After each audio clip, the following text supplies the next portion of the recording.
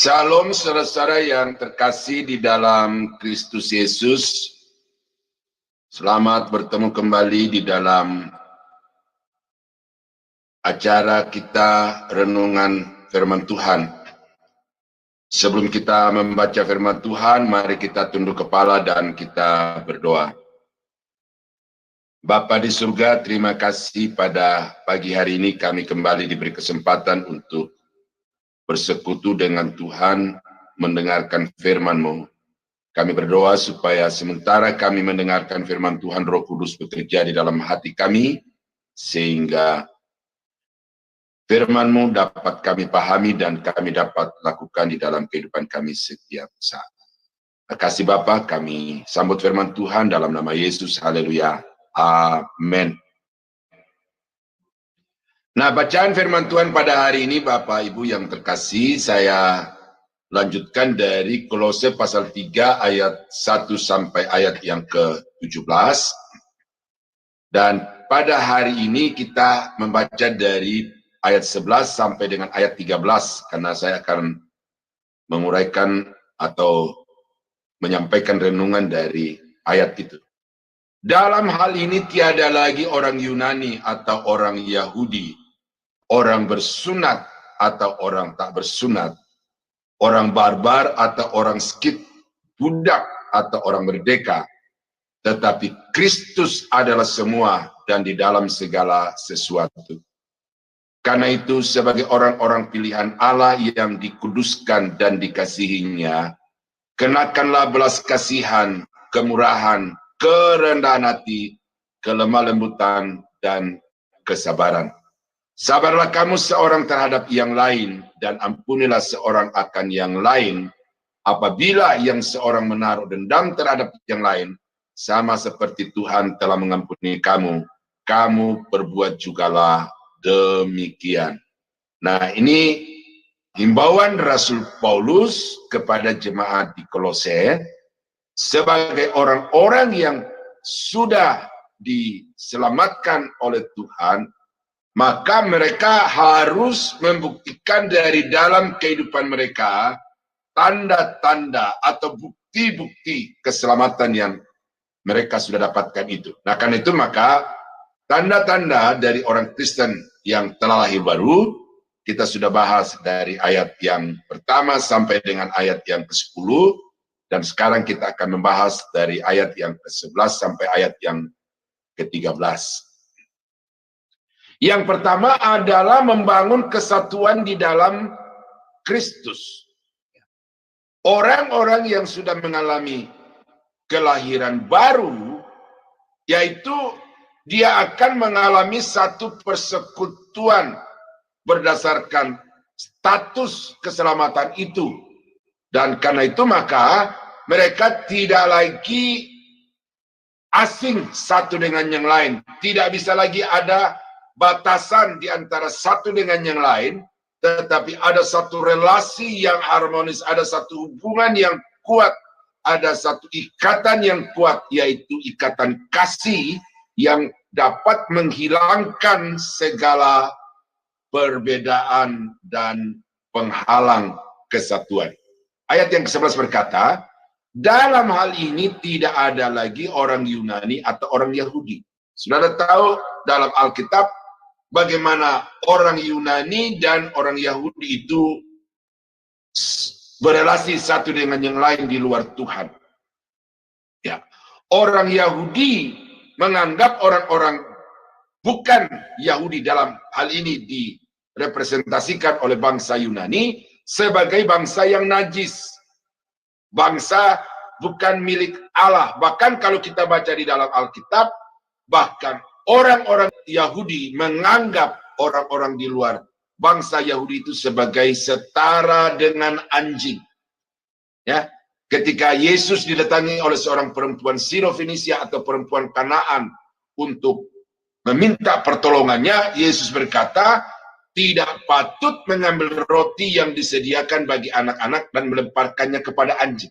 Itu kata-kata Yesus bukan penghinaan, bukan penolakan kepada perempuan itu untuk menolong dia, tetapi itu adalah ungkapan dari sikap orang-orang Yahudi terhadap bangsa-bangsa lain yang menganggap bahwa bangsa di luar Yahudi itu adalah bangsa rendahan, bangsa kelas 2, dan seterusnya.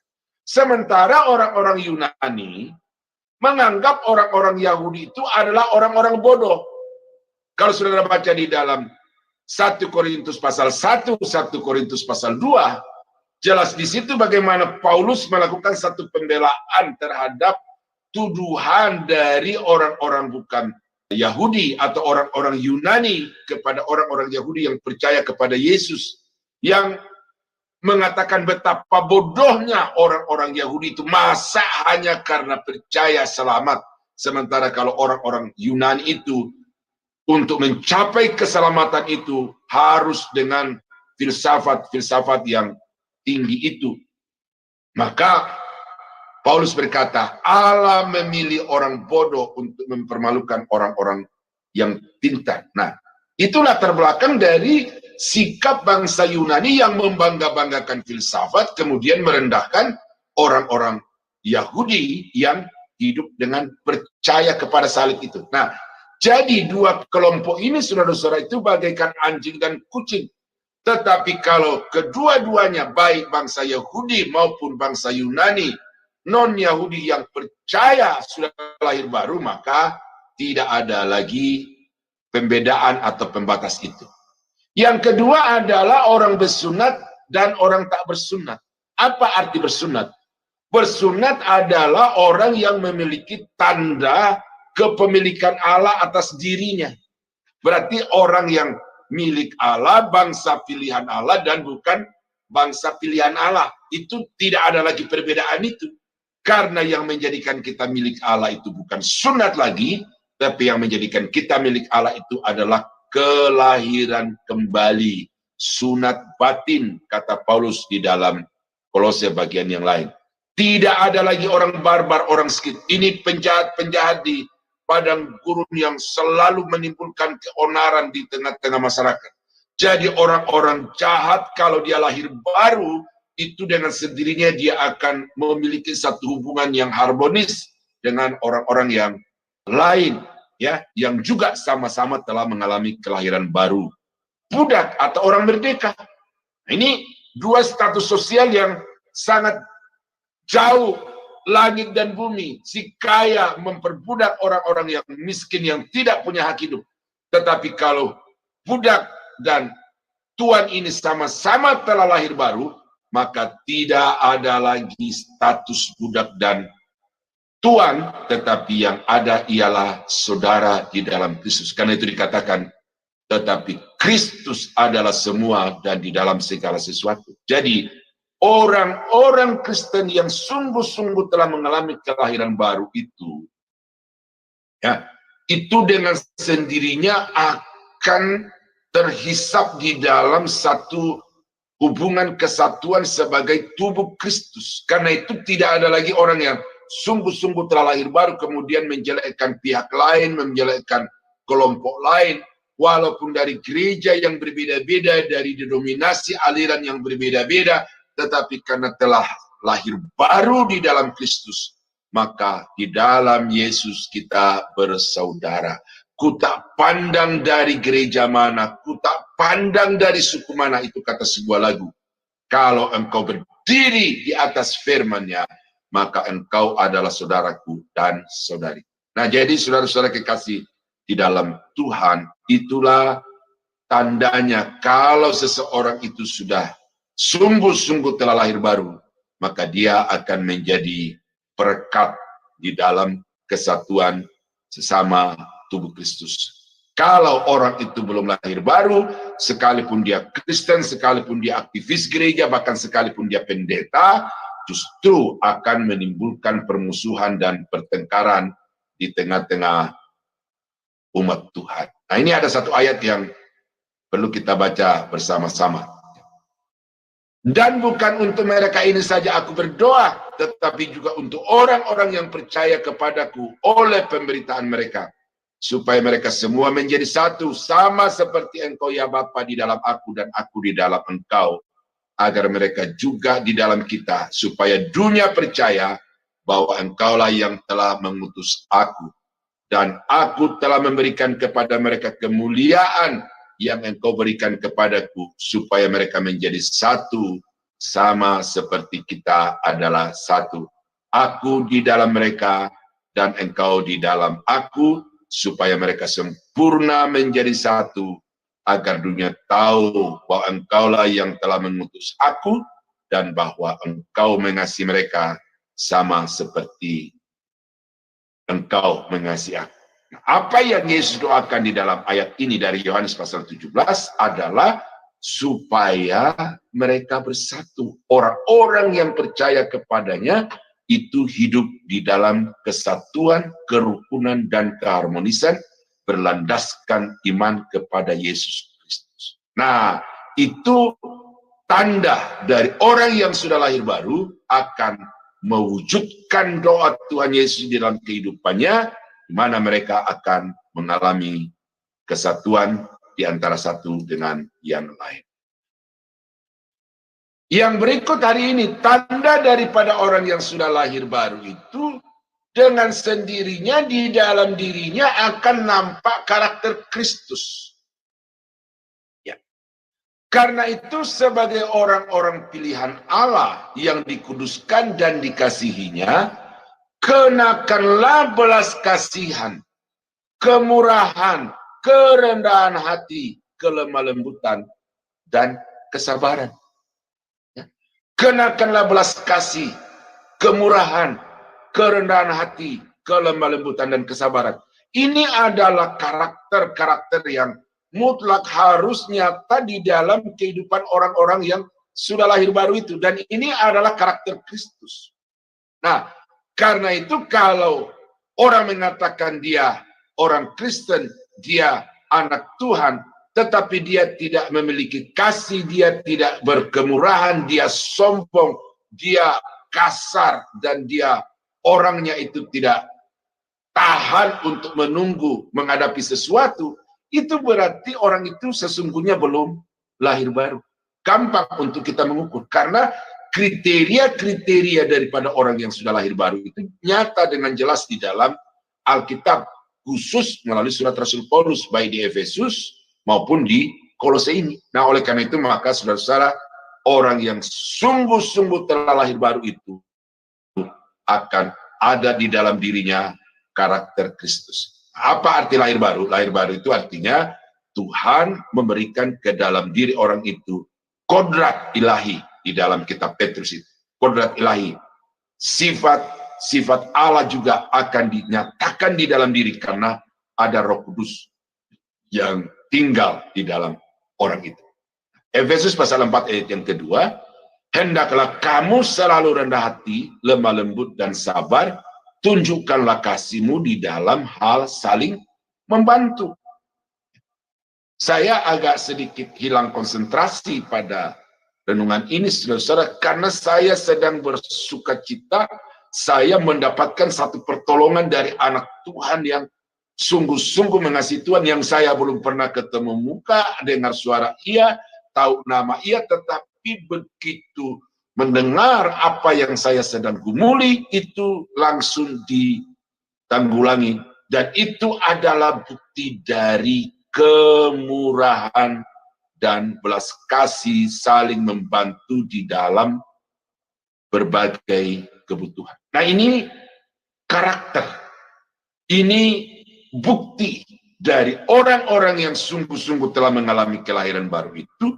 Ada belas kasih, ada kemurahan, ada rendah hati, lemah lembut, dan sabar. Nah, jadi karena itu saudara-saudara, kalau saudara itu sungguh-sungguh telah lahir baru, maka mari kita berjuang untuk menampakkan perbuatan-perbuatan ini, sifat-sifat ini di dalam rumah tangga kita, di dalam keluarga kita, dalam gereja, dalam masyarakat, atau di tempat di mana Tuhan tempatkan kita untuk berkarir. Mari kita nampakkan diri sebagai orang-orang yang sudah lahir baru dengan sifat-sifat Kristus yang sungguh nyata di dalam kehidupan kita.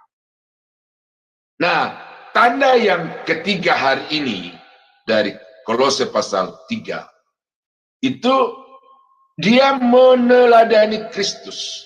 Nah, Kalau karakter Kristus tadi itu adalah sifat-sifat yang bersifat internal, bersifat pasif di dalam diri kita, tetapi meneladani Kristus di sini artinya mengambil satu sikap tindakan di dalam semua aktivitas kehidupannya itu selalu mengikuti apa yang Yesus telah teladankan atau contohkan.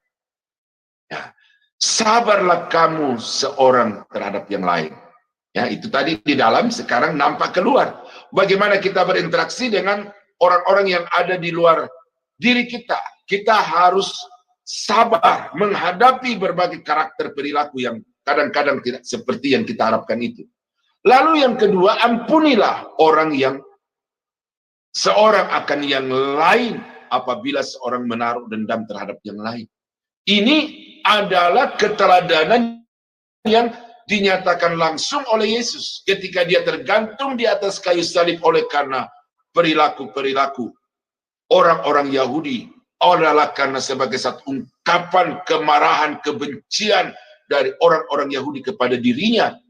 Tetapi apa yang dilakukan oleh Yesus di atas kayu salib itu, justru dia berkata, Bapa, ampunilah mereka, karena mereka tidak tahu apa yang mereka perbuat.